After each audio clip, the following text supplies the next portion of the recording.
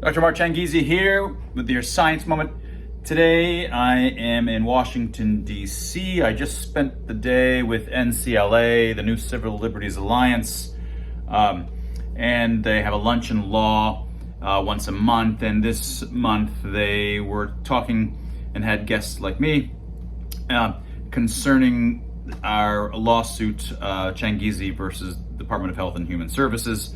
And did a podcast and a panel discussion with visitors that came in, and there people were zooming in online, and also did a sort of some TV stuff that they'll put together and make some kind of videos out of it that will come out later. And I'll forward all of these things when they have their final product. But all that I'm going to do today is just sort of post just some clips from the panel discussion that we did with a live audience concerning the First Amendment, general free expression issues in and around that. And I'll just leave it to these 3 clips, and that was your Science Moment. Where are you from? Ohio. And Columbus, I think Columbus, Ohio. I'm originally from Washington, D.C. area. But yeah. So, and could you tell us a little about your educational background, what industry you're in, what you do? Yeah, I'm undergrad math, physics, PhD math, and became a cognitive scientist, sort of an evolutionary biologist. And what does cognitive science deal with? The study kind of the math of the brain and sort of understanding the higher, you're not looking at the billiard balls of the neurons, you're looking at the higher level principles that shape the way we are.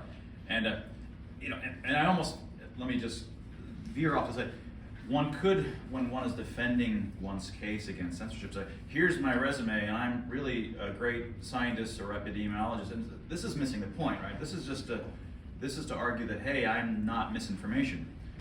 That's not the point, right? The point is that when there's a debate, there's always at most one correct side, and the other side turns out to be wrong. That's just the nature of debate.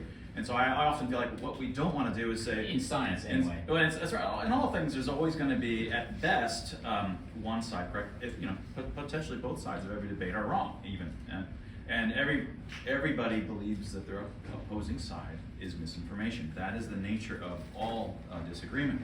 And so what one doesn't want to do is play up that, Jay Butcher, great, it's really Martin Kohler, I've got a good resume, but that's missing the point. And it plays into the idea that we have to argue that we're not misinformation. We're actually correct and should be allowed to speak. Now, once you go down that path, then you're implicitly arguing the other side should be the ones that are censored because we're the ones that are right. No, you've got to stop playing that game, right? It's not about which side is right. You need to let all of the sides play out because that's how we eventually discover the truth, is through the messy process of free expression. Right? So I don't want to, in some sense, I'm hesitant to even go down the background of my resume because I think that's playing into the wrong kind of storyline. It is playing into the wrong kind of storyline because you should be able to put anything you want on your site. It's the way it should work and did work for a while. Information wants to be free. I remember that, and I haven't heard it in a long time from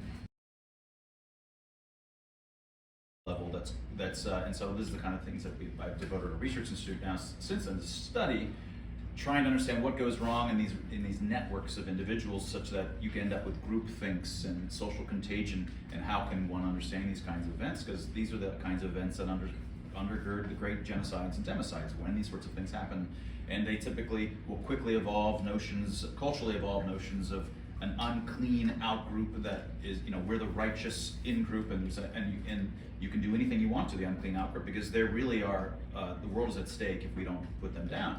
These kinds of attitudes happen in all of these different cases. Iran protests, women without hijabs, is another example of one of many kinds of examples where these similar isomorphic things happen.